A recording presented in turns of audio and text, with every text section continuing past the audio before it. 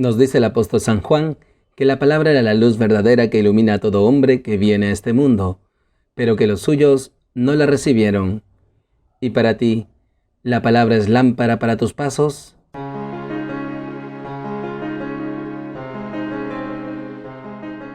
La palabra se hizo carne y habitó entre nosotros. Bienvenidos, queridos hermanos, feliz y santa Navidad. Soy el Padre Ángel Gabriel y nuevamente estamos aquí en Lámpara para mis pasos, un espacio para alimentarnos de la palabra de Dios, para instruirnos en el Evangelio de Jesús. Hoy, fiesta de San Juan, apóstol y evangelista, el Evangelio nos enseña sobre la gruta del sepulcro. Tomado del Evangelio según San Juan.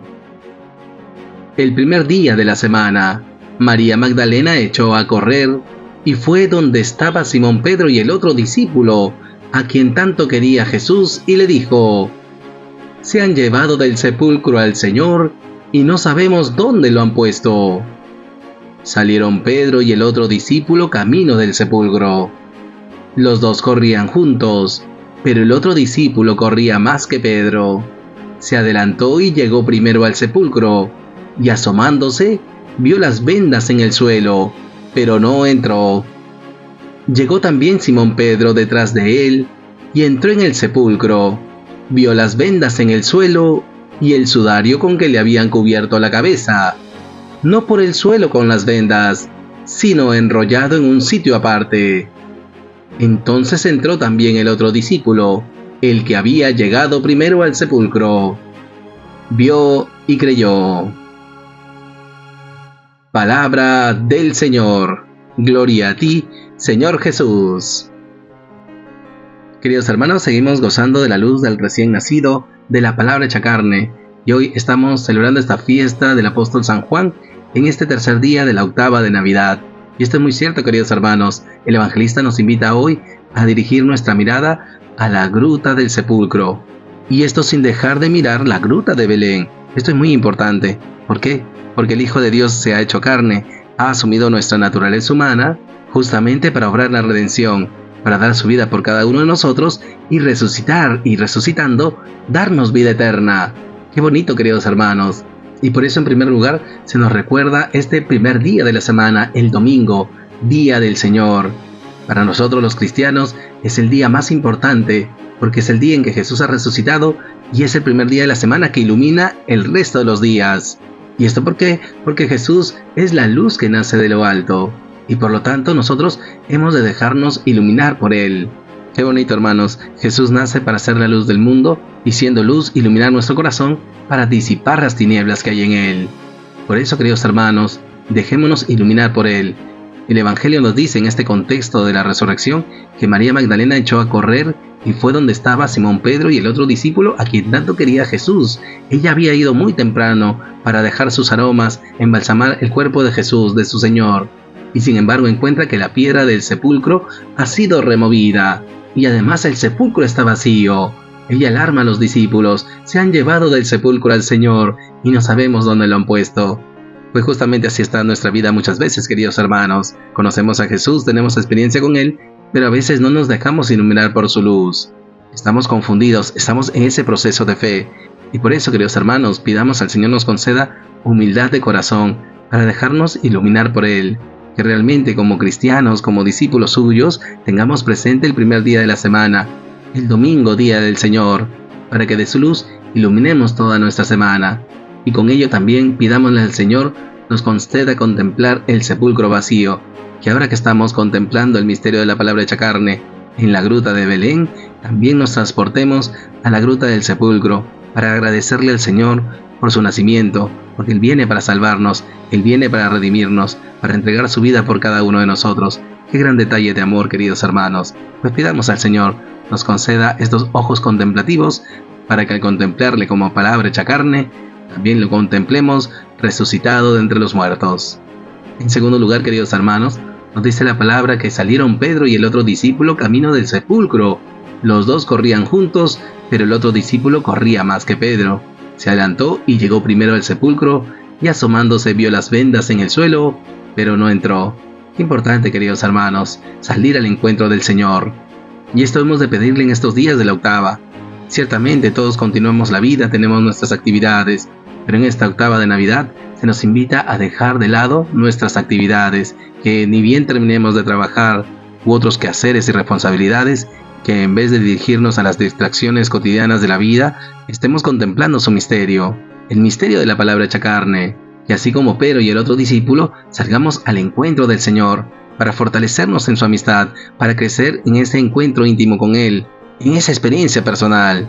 Pues solo desde esta experiencia podemos convertirnos en discípulos suyos, anunciadores de la buena nueva. Que el Señor pues nos conceda el don de la oración, para que al salir al encuentro con Él después de nuestras actividades, podamos contemplar su misterio, dejándonos transformar por Él, dejándonos iluminar por su luz, para que así nosotros también podamos contagiar esa luz de la Navidad a todos nuestros hermanos. Y finalmente, queridos hermanos, nos dice la palabra que llegó también Simón Pedro detrás de Él y entró en el sepulcro. Vio las vendas en el suelo y el sudario con que le habían cubierto la cabeza, no por el suelo con las vendas, sino enrollado en un sitio aparte. Es un detalle muy bonito. Jesús deja signos en el sepulcro vacío.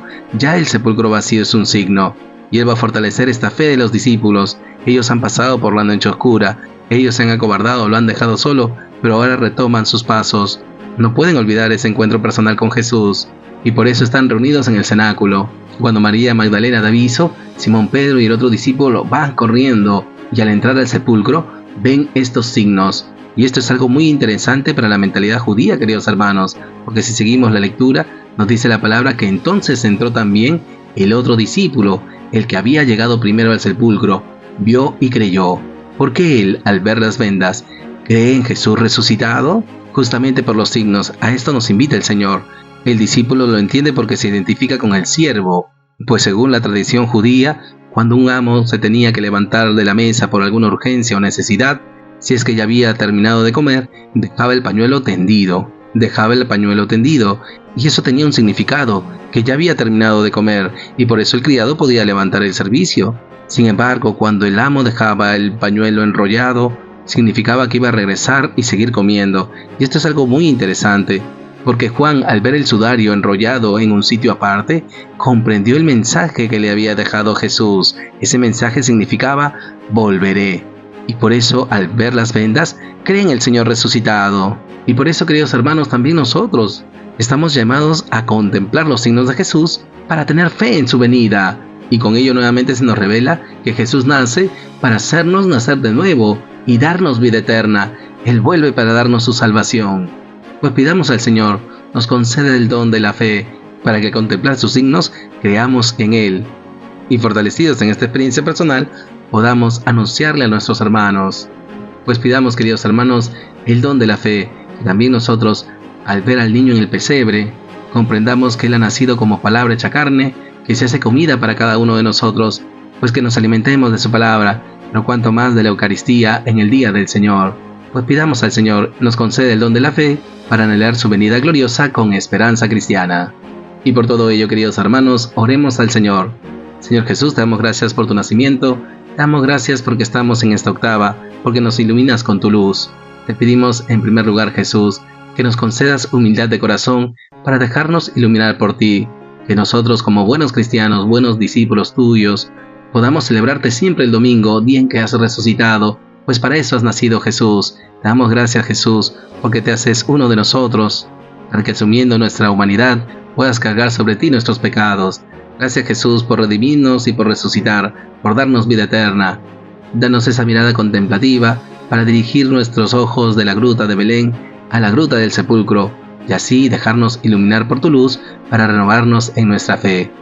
En segundo lugar, Jesús, te pedimos nos concedas este ánimo presuroso para salir corriendo al encuentro contigo, que así como los discípulos salieron rápido tras el aviso de María Magdalena, también nosotros dejemos de lado nuestras cosas, nuestras actividades, para correr a tu encuentro, para contemplarte como palabra hecha carne. Aviva, Jesús, nuestro encuentro personal contigo, y crezcamos en esta relación íntima de amor, para que así, fortalecidos en la fe, también nosotros podamos compartir tu luz con los demás.